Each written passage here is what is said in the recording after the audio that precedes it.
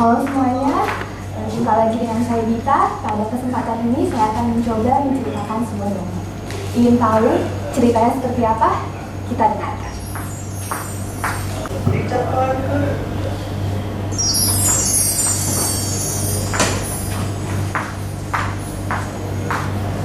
Halo semuanya, jumpa lagi dengan saya Dita.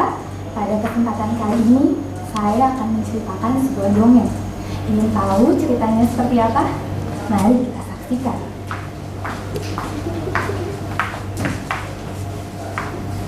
Di sebuah hutan belantara, semua binatang menjadi yang tercepat. Tidak mau kalah dengan binatang lainnya, kelinci yang biasanya hanya bisa melompat sedepa demi sedepa, kini mulai berlari hingga dia merasa larinya cukup kencang. Bahkan di pikirannya terlintas, seandainya saja ada kejuaraan lari yang menyusahkan binatang, aku pasti bisa mengalahkan Usain Bolt, sprinter asal Jamaika itu. Di tempat yang berbeda, kura-kura lamban yang hanya melangkah pelan pun ingin menjadi yang tercepat di ajang berenang. Maka dia pun berlatih hingga mampu bersaing dengan lumba-lumba. Bahkan di kepalanya pun terlintas, Jika aku diikutkan Olimpiade London, pasti aku akan mendapatkan medali emas terbanyak di cabang berenang, mengalahkan Michael Phelps dari Amerika. hingga suatu saat ketika kura-kura dan kelinci berlatih, keduanya pun bertemu.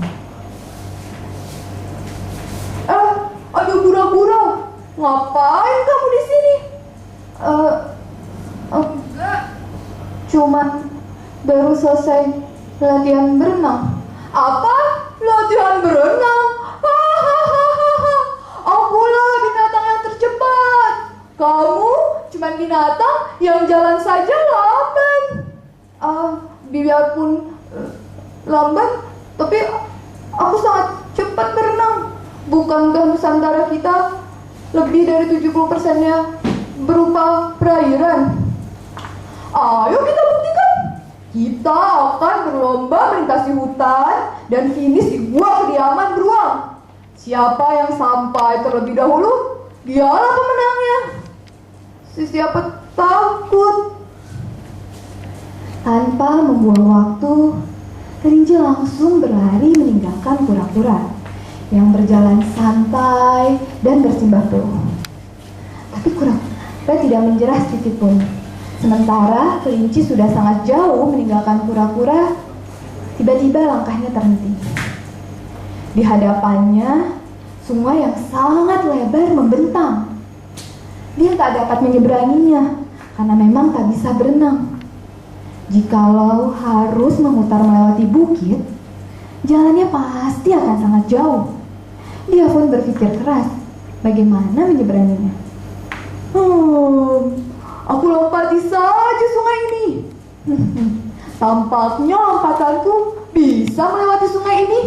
Tuh, kelinci sudah jauh meninggalkan kura-kura, tapi langkahnya terhenti. Di depannya sungai yang sangat lebar membentang. Dia tak dapat menyeberanginya karena memang tak bisa berenang.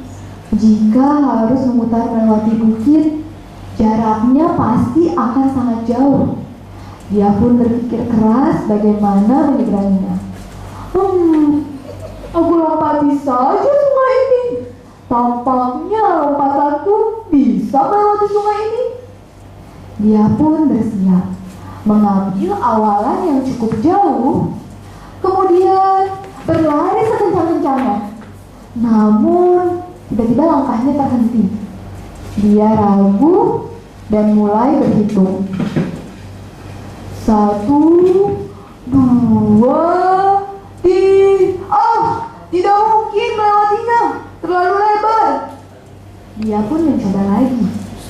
1, 2, memang tidak mungkin. Ini terlalu lebar.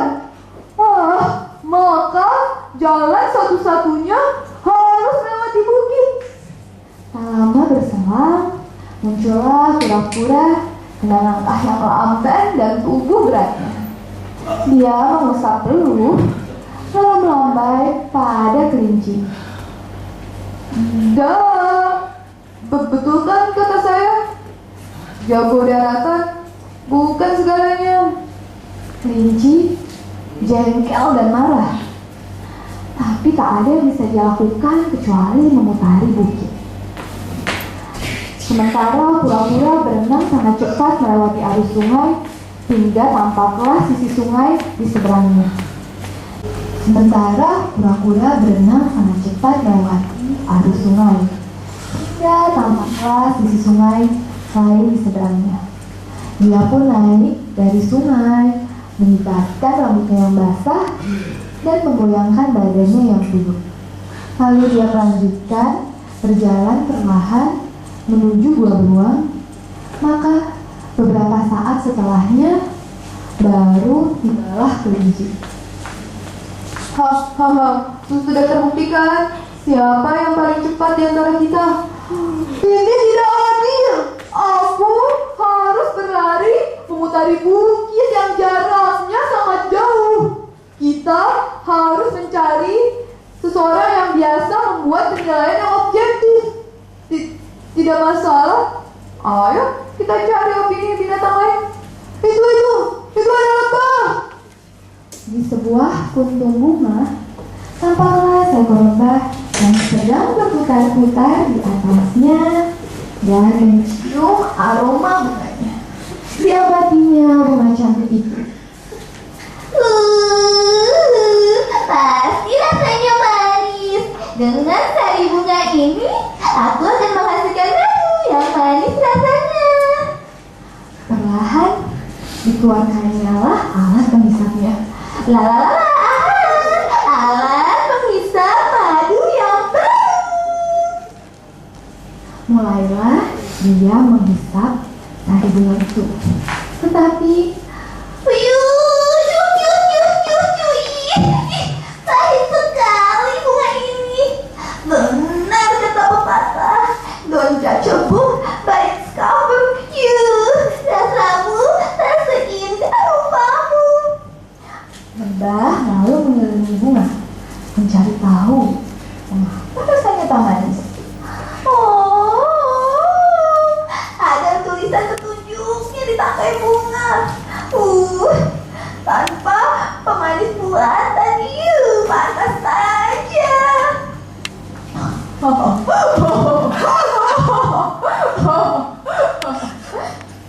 Hei, kalian menertawakanku ya?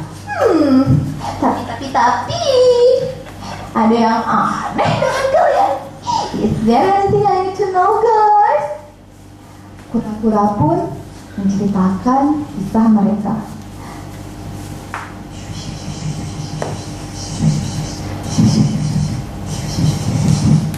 Aduh, kenapa sih makhluk-makhluk sehebat kalian harus terus-menerus menjadi yang tercepat? Bukankah kalian bisa memadukan kekuatan kalian untuk menjadikan sesuatu yang lebih baik? Kalau istilah kerennya sih sinergi untuk menghasilkan kesempurnaan. Bagaimana caranya? Lebah lalu membisikkan sesuatu kepada kedua sahabatnya itu. Jadi, bagaimana? Siap dimulai? Oke. Baik. Aku hitung ya. 1, 2, 3. Pada hitungan ketiga, lantas menggendong kura-kura berlari secepat kilat hingga akhirnya tibalah di bibir sungai. Sesampainya di sungai, giliran kura-kura lah yang menggendong kelinci menyeberang. Dan akhirnya mereka tiba di gua beruang dengan cepat. Wah, benar apa yang dikatakan Lebah. Dengan bersinergi, kita menjadi lebih baik. Iya, kekuatan kita dipadukan ternyata luar biasa juga ya. Bagaimana? Betul kan kataku? Iya, kamu benar. Tapi, perlu kalian tahu, setiap makhluk punya kelebihan, dan kelebihanku adalah meskipun kekuatan kalian digabungkan, kalian bisa lebih cepat daripada aku. Saat kau berlari menggendongnya, aku terbang dengan lebih cepat. Begitu pula saat kura-kura menggendongmu berenang, akan tetap aku lebih cepat.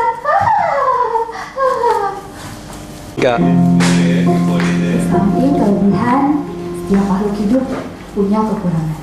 Maka janganlah kelebihan kita menjadikan kita sombong. Dan satu hal yang pasti, dengan bekerja sama, hasilnya akan menjadi lebih baik.